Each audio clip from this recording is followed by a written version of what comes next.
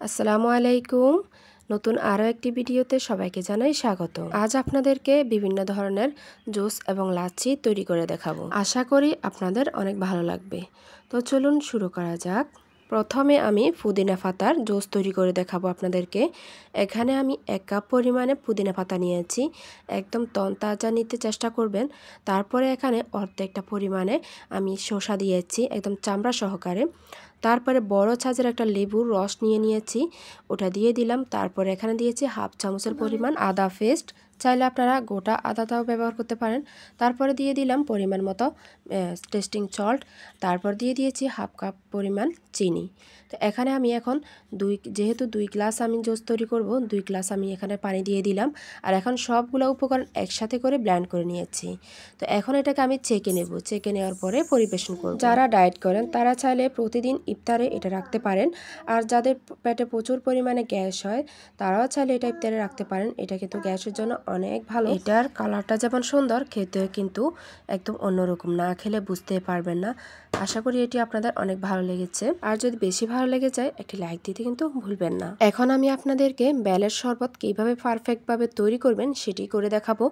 এখানে আমি বেলের ভিতরে সব অংশ নিয়েছি। তারপরে কিছুটা পানি দিয়েছি, হাফ কাপ পরিমাণ আমি এখানে চিনি দিয়েছি।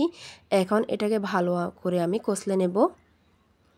আমরা অনেক সময় কিন্তু বাজার থেকে বেল আনলে একদম গাছ পাকা বেলটা কিন্তু একদমই পাই না, একটু কাঁচা কাঁচা থাকে। তো এইভাবে যদি করে নেন তাহলে কিন্তু ওই পাকা বেলের স্বাদটাই কিন্তু পেয়ে যাবেন। তো আমি আরও কিছু পরিমাণ পানি দিয়েছি, এটাকে আরও ভালো করে কষলে নিয়েছি। এখন এটাকে আমি একটা চাকনি দিয়ে ছেঁকে নেব। একটা চামচের সাহায্যে এটাকে ভালো করে নেড়ে ছেড়ে ছেঁকে নেবেন। একদম একটুও থাকবে না, সব রস কিন্তু নিচে পড়ে যাবে। আর এই রসটা অনেক ঘন হয়, অনেক মিষ্টি হয়, দারুণ হয়। এই যে দেখেন কালারটা যেমন সুন্দর, এটা কিন্তু খেতেও কিন্তু অসাধারণ। এখন আমি আপনাদেরকে টক দই দিয়ে কিভাবে লাচ্ছি তৈরি করবেন সেটি দেখাবো। এই লাচ্ছিটা কিন্তু একদম মন প্রাণ দুইটাই কিন্তু ঠান্ডা করে দেব। এটা কিন্তু রমজান মাসে রাখলে তেমন মন্দ হবে না। তো এই দিকে দেখেন আমি ব্লেন্ডারে দিয়ে দিয়েছি। তারপর দিয়ে দিলাম হাফ কাপ থেকে একটু বেশি চিনি। তারপর এখানে আমি 1.5 কাপ পরিমাণ দিয়েছি পানি। তো এখন এটাকে ব্লেন্ড করে এখন আমি গ্লাসে পরিবেশন করব। একদমই ঝামেলা ছাড়া কিন্তু এই জুসটা খুব সুন্দরভাবে তৈরি করে নিতে পারেন। উপরে খুব সুন্দর পেনা পেনা হয়ে আসছে। তো এই যে এই 3টি জুস দেখতে কিন্তু অসাধারণ দেখা যাচ্ছে। 3টা 3 কালারের। এটা কিন্তু আপনি আপনার ইফতারের টেবিলে সাজিয়ে রাখতে পারবেন।